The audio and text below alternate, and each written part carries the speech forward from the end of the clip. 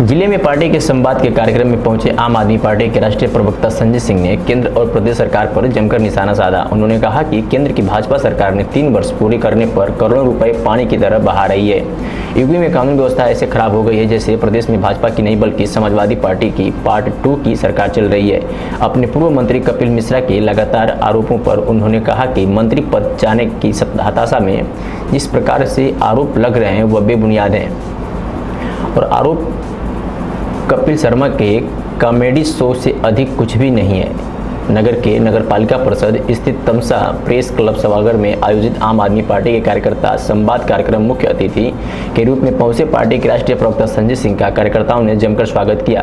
Party कार्यकर्ताओं से संवाद करने के बाद मीडिया से बातचीत करते हुए संजय सिंह ने कहा कि केंद्र की सरकार सत्ता में केवल जुमले बोलकर आई है लेकिन कोई कार्य नहीं किया। उन्होंने आरोप लगाया कि केंद्र के 3 साल पूरे होने के जश्न में पार्टी ने करीब 5,000 करोड़ रुपए पानी में बहा रही है। उन्होंने कहा कि केंद्र सरकार केवल जुमला बोलकर केंद्र की सत्ता में आई लेकिन एक भी वादे को पूरा नहीं किया।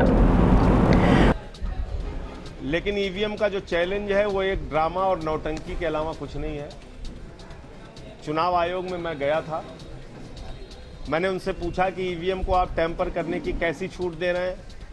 उन्होंने कहा ईवीएम को देखिए, ईवीएम को दूर से देखकर हैक करके दिखाइए। तो ये उसी प्रकार की बात है कि एक व्यक्ति के आपने हाथ पैर बांध दिए और आपने उसको समुद्र में फेंक दिया, कह रहे समुद्र पार करके दिखाइए। सर, केंद्र सरकार के 3 साल मोदी जी की सरकार के 3 साल पूरे हो गए हैं और पूरे देश में 3 साल पूरा होने पर केंद्र सरकार जश्न मना रही है। भारतीय जनता पार्टी की राज्य में जिन जिन राज्यों में सरकारें हैं वहाँ जश्न मनाया जा रहा है। लगभग 5,000 करोड़ रुपए इस जश्न के आयोजन में विज्ञापन आदि में खर्च किया गया।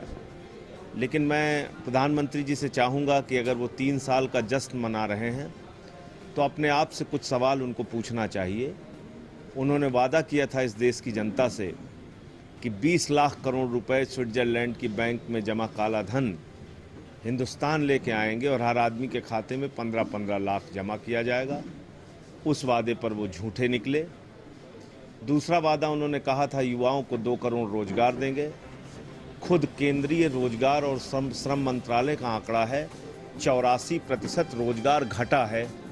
उन्होंने वादा किया था महंगाई ख़त्म करेंगे, 250 रुपये किलो दाल, 100 रुपये किलो प्याज इस देश के अंदर बिकी। उन्होंने वादा किया था किसानों के अनाज पर 50% मुनाफा देंगे।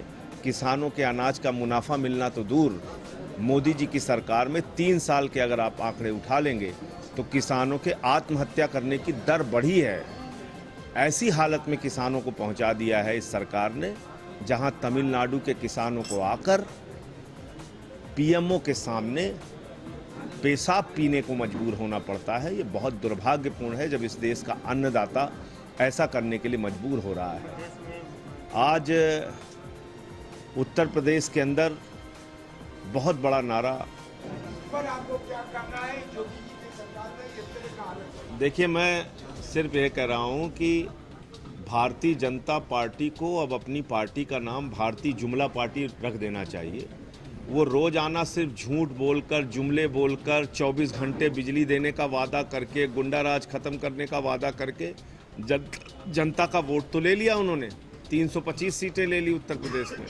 लेकिन जो वादे उन्होंने जनता से किए थे सारे वादों पर आज बेनकाब हो चुकी है भाजपा और योगी सरकार। हर वादे पर झूठे साबित हुए हैं, हर वादा उनका जुमला साबित हुआ है।